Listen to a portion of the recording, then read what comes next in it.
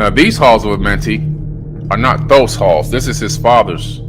These halls right here, they're underground. These belong to Enki, E.R. Enki. E.R. Enki is the father of Thoth, the Atlantean priest king. In the Emerald Tablets, his name is Thothme, Thothme, right? He's the ruler of Undal, and he is a master geneticist according to the ancient tablets that have been left behind.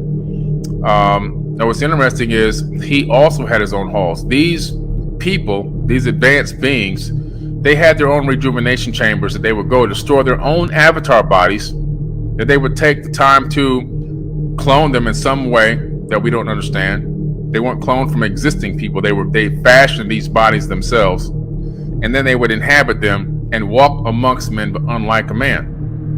Now, what's interesting about these halls, you can see how incredible these halls look in terms of the technology used to construct this underground labyrinth. There's no mummies down there. There's no dead bodies down there. There's no buried pharaohs. There's nothing. You know what's down there? Hall after hall after hall after hall. And what's in those halls? 80-ton granite. What look like sarcophagus, but they're not sarcophagus. They're actually the actual rejuvenation chambers. The rejuvenation chambers are in there, and they're pristine clean on the inside. I've gotten inside of some of these, and if you have enough strength to climb up and climb over some of you, we can help you get inside of some of them. All right. But what's interesting is these gigantic 80-ton objects, these rejuvenation chambers, there is not enough space to maneuver them through this underground labyrinth. First of all, to get them down there at that weight, and then to get them in their own little tiny alcove that they are tucked into. They fit snug as a bug in a rug right in these things. How did they get them in there? There's no way to even turn the corner to get them in, which means they materialized them down there. After carving out these halls underground, they then vitrified the rock to make it a firm structure. And then after they did that, they materialized these gigantic megaton megalith rejuvenation chambers directly into their alcoves. And they were all connected with it through a network, an energetic network. They were connected energetically down there. You could feel the energy when you go down there. And then they would get inside of one of these. Thoth would climb inside, or this was Enki's. He would climb inside of one. And he would transfer his consciousness into one that was already ready to go inside of another one of these halls down there. And then he would get up and climb out of that chamber, but leaving the other body he just left, the other sleeve he just left behind, rejuvenating down there for about 100 years while he climbed it out and walked amongst men in another one.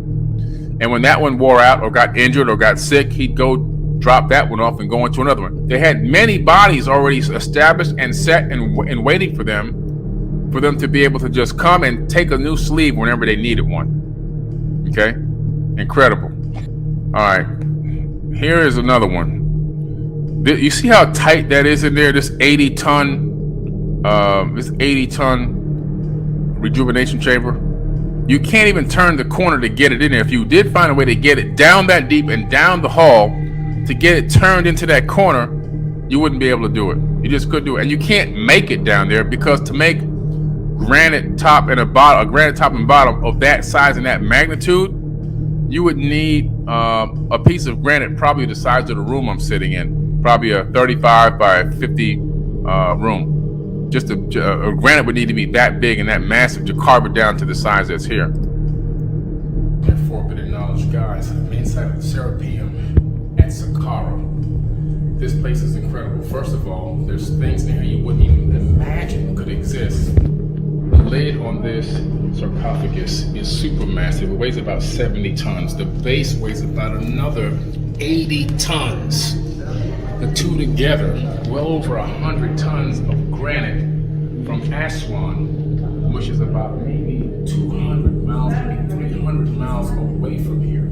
We're in the middle of the desert. Not only that, how did they get into this narrow area and set it in here like this? And what was it for? It's something this massive in a place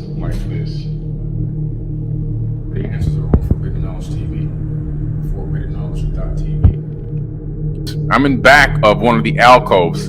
I'm inside of one of the halls, so in back of the actual sarcophagus. Now this it's really a rejuvenation chamber. Now this one is the only one that even the priests that guard it will tell you that it has stargates on it, rectangular stargates. On every single side there's rectangular stargates, so that my hand is actually touching one of the inscriptions which represents a gate.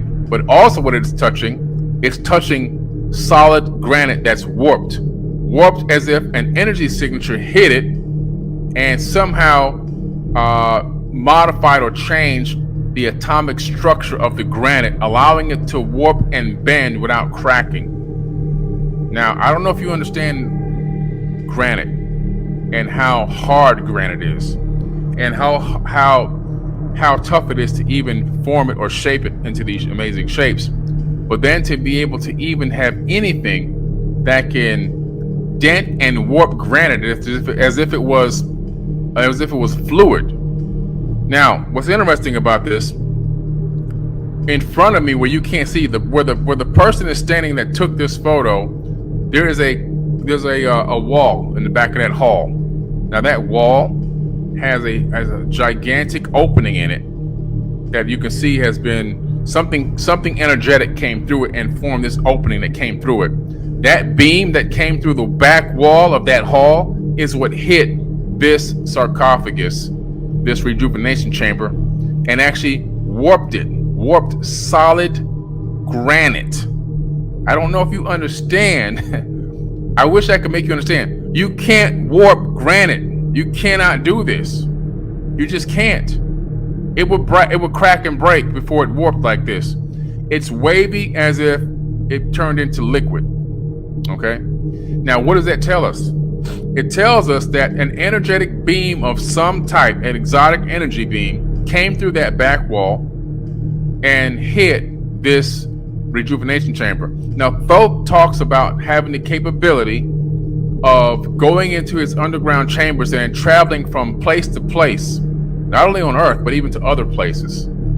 And so he has these portals. I remember I went to Tula, Mexico.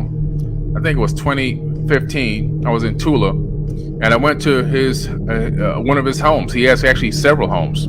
This was his house is a pyramid, of course, and then on top are Toltecs, but underneath he lived inside. But in the back there was a stargate, a rectangular stargate, just like these. And the indigenous people there, and even the guide, say he would walk into that fake door and stand there and then vanish. Where would he reappear? Places like this, in the Halls of Amenti. Imagine he's coming back and he's coming to this hall, or his dad Enki's coming to this Halls of Amenti, and the portal opens up, and it actually, the energetic beam from the portal over this stable wormhole creates some type of energetic beam that breaks through the back hall and then hits this rejuvenation chamber and actually warps 80 tons of granite like it was just butter. Incredible stuff. The book is still a bestseller for a reason. It's a bestseller in 5 countries for a reason. A lot of great information in this book. I can sit here and talk to you for hours and hours and hours just going through 3 or 4 pages. Okay? A lot of great reviews on this book from a lot of big name people. By Compendium of the Emerald Tablets by Billy Carson.